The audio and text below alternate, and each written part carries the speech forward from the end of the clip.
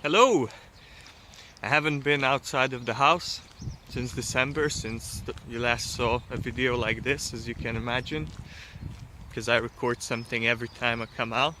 So I said it's time to take a walk. Now people complain about the background noise, but just listen to this. Isn't that just uplifting? I think it is. I think this is better than nothing, actually. Much better. So, why am I recording this?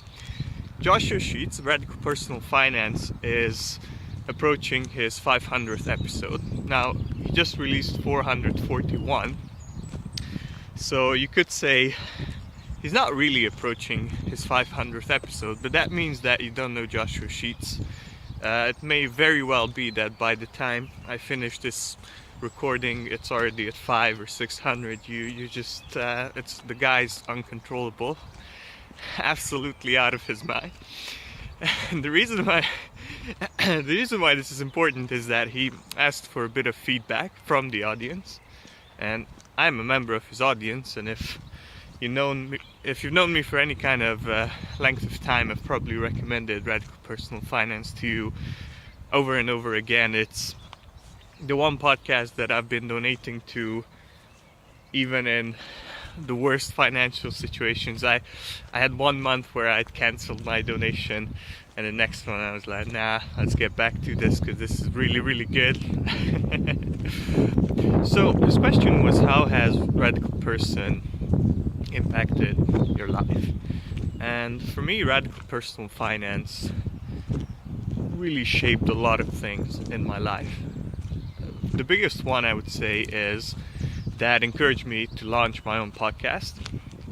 And that is very significant because Valiant Growth has brought me a lot of joy, a lot of good connections, a lot of great stuff, a lot of quality time spent just, with myself, with the audience, with other content creators.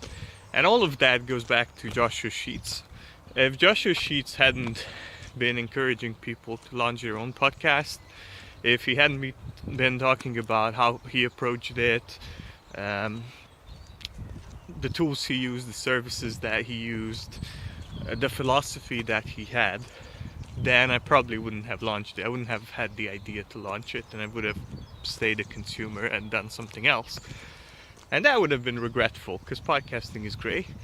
Now, if that idea is familiar to you, that you should launch your own podcast or have some form of online presence, I wouldn't be surprised because I promote that a lot. Well, I got that idea from Joshua, and that's not the only thing too. Some of my best, most popular ideas come from Joshua Sheats, or at least through Joshua Sheats. So that's another thing that I'm very grateful for Radical Personal Finance.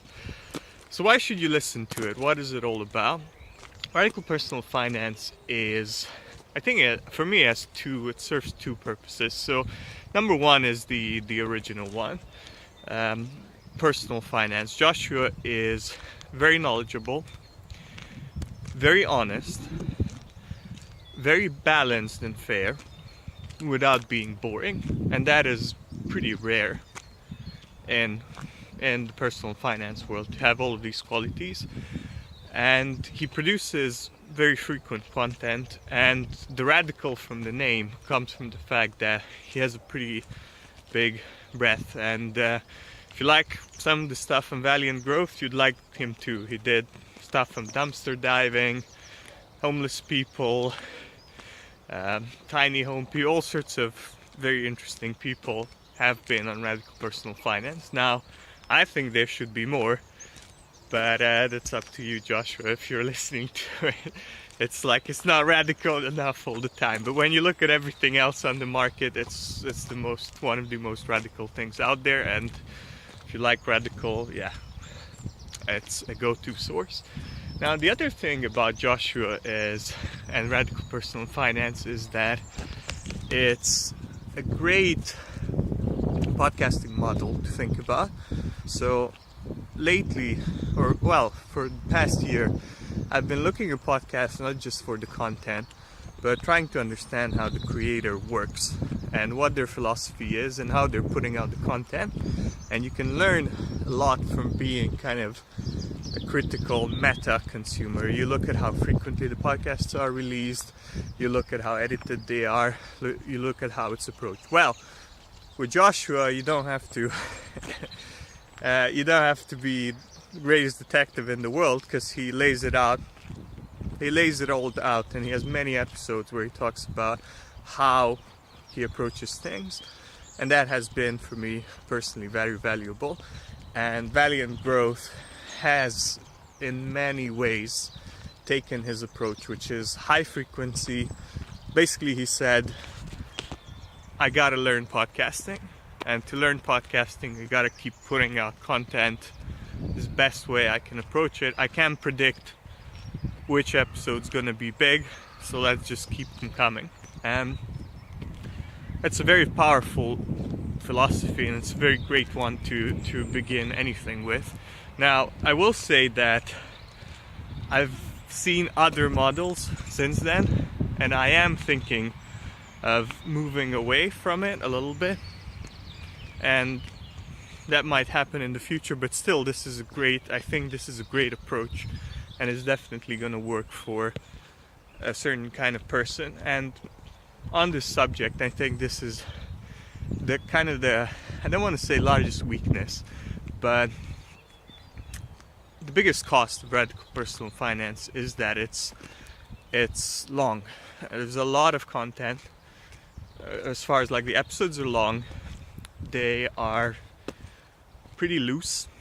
They're not super laser focused, like, okay, story 1, story 2, idea 1, idea 2, thank you for listening. It goes on pretty long, and that's kind of the price you pay when you listen to Radical Personal Finance. And Joshua takes his time explaining things. Now, he explains things very well, but still, you gotta put that time investment in.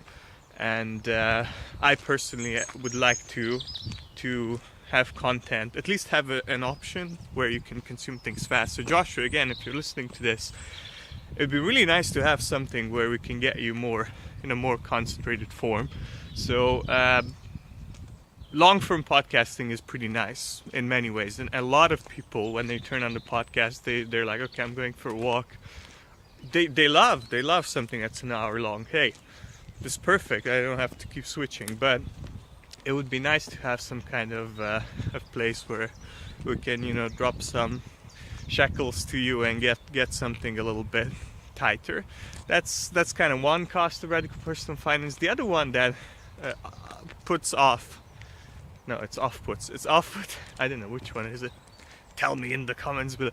But yeah, another thing that some people don't like is that, well, Joshua is a Christian. He is a very vocal Christian. I mean, the show is not... I've seen personal finance shows that are more about religion than personal finance, but he mentions it. He talks about it. There will be episodes where that comes up, and his biblical lifestyle and everything that he derives from that comes up and gets mentioned. And that, depending on where you are, that you may or may not like that. I personally like that. I'm an atheist, but I appreciate when people are honest and they reveal the roots of their philosophy. So with Joshua, I know, when he says some kind of unusual advice, some kind of unusual idea, he will usually also say, and you learn as you listen, like, oh, this is rooted in the Bible. And the thing with the Bible is, if you're an atheist like me, you might not know this, but it's a pretty big book, and there's a lot of stuff in it. And my personal viewpoint is that, like, a smart person reading it, there's a lot of advice in it, and when a smart person reads it, they can take these little snippets and they can really expand on it and get some value out of it. So you can take a biblical sentence and just do an episode on it, and it's going to be great. There's like a great spark of inspiration for Christian content creators, and I personally don't mind it. I like it. He's very honest about it. Some people may not. So that's all I have on Radical Personal Finance. I'm sure you can find it. It's radicalpersonalfinance.com. It's really good. It's absolutely worth listening to, both if you're interested in radical personal finance, sorry, well, or just personal finance. Um, if you're interested in seeing a kind of a podcasting and media production model in action, and also if you're just in personal development in general, because there are many episodes that are not, not technical, but more lifestyle design. There was a lot of stuff that doesn't fall under the personal finance umbrella. I don't know, let me think. Networking, career more broadly. Let's see.